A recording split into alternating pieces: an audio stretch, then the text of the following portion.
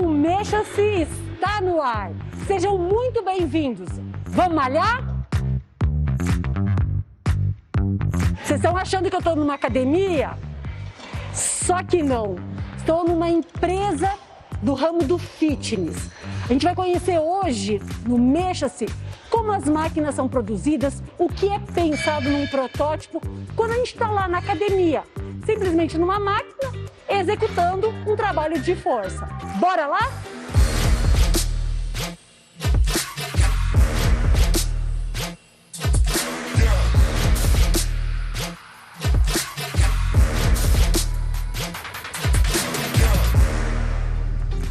E um dos convidados do nosso programa é o professor Walter Brighetti, coordenador do curso de Educação Física, que trabalha nesse meio há um bom tempo, né, Walter? Há 10 anos, pelo menos. 10 anos na análise ergonômica de equipamentos de musculação. Walter, esses equipamentos, para quem está em casa, ter uma noção, a gente conhece lá o equipamento da academia, bonitinho, montadinho. Em termos de Brasil, segmento fitness, já é um bom tempo que eles existem. Primeiro que nós temos que imaginar o seguinte, hoje o Brasil é o segundo no mundo em termos de número de academias. Mercado do fitness. Mercado bombando, mesmo com a pandemia, agora está retomando e as coisas estão crescendo cada vez mais. E uma coisa importante é que os equipamentos, assim como a evolução de outros segmentos, por exemplo, no esporte, o calçado esportivo, antes era algo muito rudimentar e com o tempo ele foi se diferenciando e hoje você pode comprar um tênis, o mesmo maratonista que competiu na Olimpíada em Tóquio, você vai na loja e compra. Então, acesso a essa informação, a esse conteúdo, o que garante uma performance muito melhor, em termos de garantia da manutenção das articulações, treinamento, aquela coisa toda. Se nós fizermos a transferência para os equipamentos de musculação, esses equipamentos, na verdade, que você senta ali, não é um simples equipamento. Tudo é devidamente estudado, planejado, para atender da melhor forma possível a pessoa que ali está praticando exercício. Então, se pensar antigamente, era um modelo de máquina. Sim. E hoje... E outra coisa, você pode imaginar, desde a década de 60, 70, eram muitas fábricas de fundo de quintal, e muitas começaram com a pessoa tentando criar protótipos, modelos, que começassem a atender. Se você pegar máquinas dos anos 70, a gente comparar com hoje, é algo assim, absurdo. Assim como a indústria automobilística, você compara o Fusca, coisa com um carro de atualidade, são de padrões totalmente diferentes. Porque o que aconteceu? Começou a se criar um processo de massificação desses equipamentos. Então passou a atender um público cada vez maior, o que permitiu um investimento em uma tecnologia cada vez maior também. Então hoje você tem várias facetas que vão na definição de equipamento prático hoje, você tem o tipo de assento, o tipo de material que é feito o equipamento, você tem que observar o conforto da pessoa executar o exercício, a garantia de uma boa postura, a eficiência mecânica daquele equipamento para que ele se propõe. Então eu vou trabalhar a cadeira extensora. Eu tenho que propor um exercício que dê uma ênfase no trabalho do quadríceps, mas que atenda a demanda do quadríceps. E outra coisa, você tem que pensar assim, que público que eu vou atender? Hoje o mundo fitness ele é muito dilatado, ele é muito eclético, Cassiano. E a máquina é só uma lá na academia. Sim, então vai atender para atender desde o adolescente, vamos pensar aqui 14 anos, ou até antes, depende da pessoa, até um indivíduo da terceira idade, que hoje idoso, aliás, o idoso vamos falar, importantíssimo a participação dele nesse ambiente da musculação, do exercício resistido. Então você tem que montar um equipamento que atenda várias faixas etárias e outras coisas importantes, muito levado em consideração a antropometria, as dimensões e proporções corporais do indivíduo, estatura, Então, quando assim, a empresa vai até você querendo o seu serviço, qual que é o objetivo principal de você vir para o chão de fábrica? O chão da fábrica eu vou cuidar da parte ergonômica do equipamento, eu vou avaliar a biomecânica do equipamento, eu vou avaliar a quanto ele é eficiente para atender o cliente. Independente se ele é uma criança que você colocou, um idoso. E outra coisa que é importante, o engenheiro ele cria o protótipo, mas a compreensão do movimento, a compreensão de como vai ser utilizado esse equipamento, se ele atende à demanda ergonômica, à prática do dia a dia, é um profissional de educação física. Na verdade, o que eu vou determinar? Uma análise biomecânica e depois é confeccionado um laudo técnico.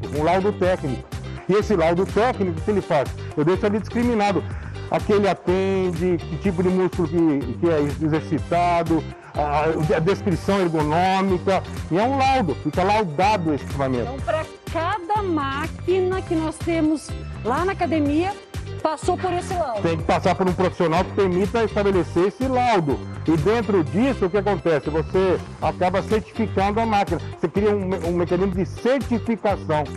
E aí, a partir disso, você pode multiplicar o número de máquinas. Depende do potencial de venda da empresa, um maquinário desse pode ser vendido 1, 10, 20, 30, 40, 100, sei lá quantos.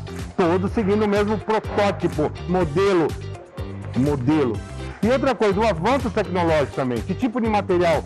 Você tem que pensar assim, é um material que você não vai comprar uma máquina dessa que é cara, é uma máquina cara. Você não vai comprar para durar 1 ano, 2, é para durar anos. E depois você substitui.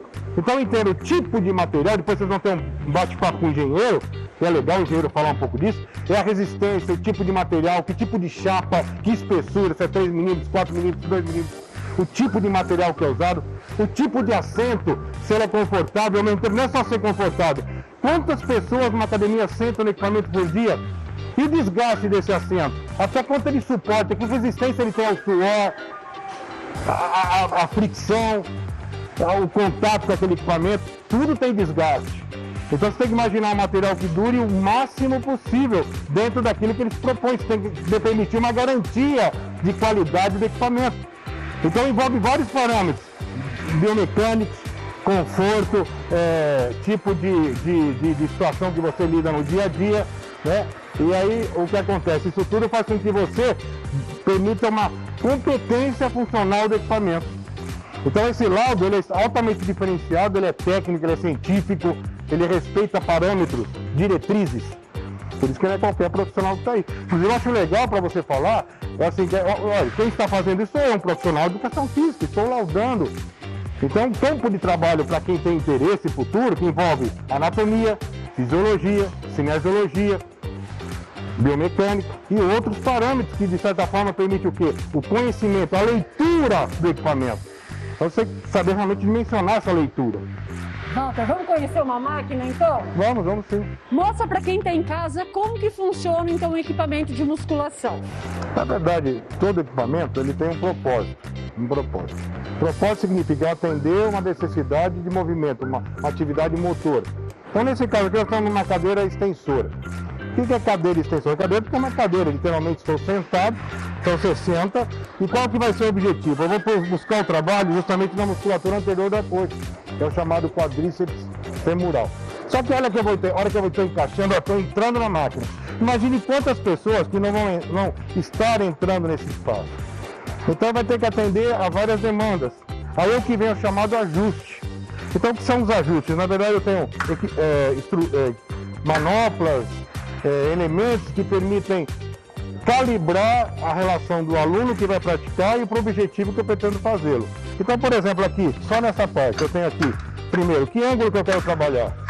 Então eu tenho uma regulação de amplitude de movimento da própria estrutura de movimento. Existe uma regulagem. Isso já é importante. Quanto maior o número de espaços de regulagem, maior é a possibilidade de atender a um público maior, de forma mais competente, um N maior. Outra coisa que é importante, então a forma com que eu vou mexer, a simplicidade do manejo, o manejo dos equipamentos tem que ser de fácil resolução. Imagine que alguém que não entende nada disso. Então ele vai pegar lá, de repente está emperrado, não consegue puxar. Não, aqui está fácil, você vem, puxa, encaixa, volta, vem. Obviamente, quem vai fazer esses ajustes de início, sempre lembrando, tem que ter um profissional de educação física. Sim, profissional que oriente a primeira vez, como se senta a postura no equipamento, tudo tem que ser orientado. Mediante isso, obviamente, não vai ficar toda hora falando, ele vai ver se o indivíduo está fazendo ou não. Aí o aluno vai aprender, ele vai se familiarizar com o equipamento. Aí você vê esse tipo de ajuste, como tem também outro ajuste, por exemplo, o dorso do pé, eu tenho que permitir o encaixe, a manopla permite ajustes que fazem com que me dimensione atender vários públicos. Digo que tem membro maior, menor, que possa se encaixar, o conforto. Aí sim, o que eu tenho que fazer? Outra área importantíssima, coluna. Então olha, por exemplo, nessa situação. Já aqui ao sentar, o que você observa? O tipo de assento, o conforto do assento. Aqui eu tenho duas possibilidades, o conforto e a resistência do material. É aquilo que nós estávamos falando. Ele é para garantir uma boa condição para o praticante. Mas não é um praticante. Quantos não vão sentar nesse mesmo espaço? Então a durabilidade, a resistência do material, o tipo de material. Por isso que existem nas linhas, normalmente a empresa não tem uma única linha, ela tem algumas linhas, vai da mais popular até o de alto padrão. Depende do poder aquisitivo do empresário. Mas a minha obrigação não é ser a linha A, B ou C, eu tenho que atender a biomecânica de cada um deles. Quem vai cuidar da resistência do material, isso aí é o engenheiro, é o projetista.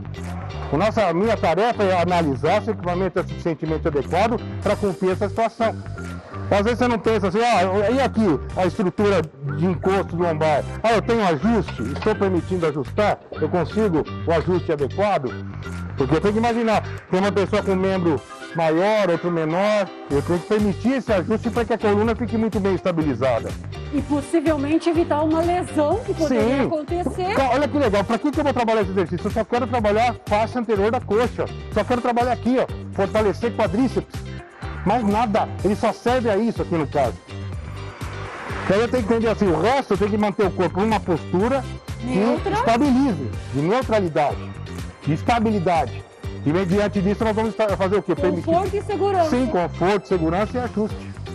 Isso tudo garante ao indivíduo você está não só permitindo a performance, o desenvolvimento, aumento de massa magra, força e outras coisas mais, mas você está respeitando a integridade da anatomia e biomecânica, que é muito importante.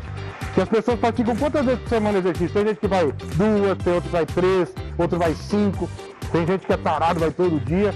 Hoje as academias, o mundo fitness funciona, depende do lugar que você está. 24 horas.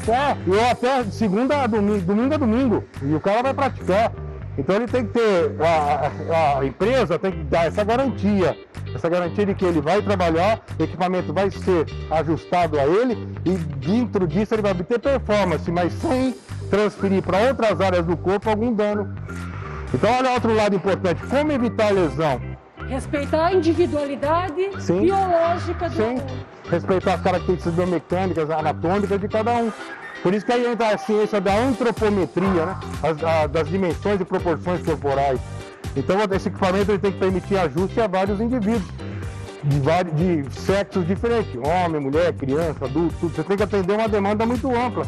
E quanto melhor o sistema de ajuste, melhor a sua capacidade. E outra coisa que eu digo, nem sempre a máquina linda é a melhor. A máquina às vezes tem máquinas que são mais, a gente fala, cleans, limpas, mas que tem uma capacidade funcional maravilhosa. Se olhar essa máquina aqui, você fala, nossa, nem lembro uma Ferrari.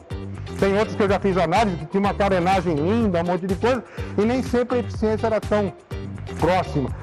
Eu me preocupo não com a estética da máquina. Quem preocupa com a estética é o engenheiro, o dono da empresa. Eu me preocupo com a capacidade funcional do equipamento.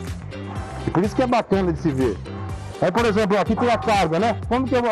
isso aqui é olha os detalhes. Isso aqui é segurança.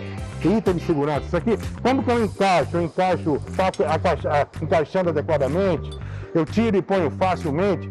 E estando sentado no equipamento, eu consigo mudar a posição do equipamento? Tudo isso precisa ser pensado. Aqui a manopla do lado, Se eu estou aqui do lado.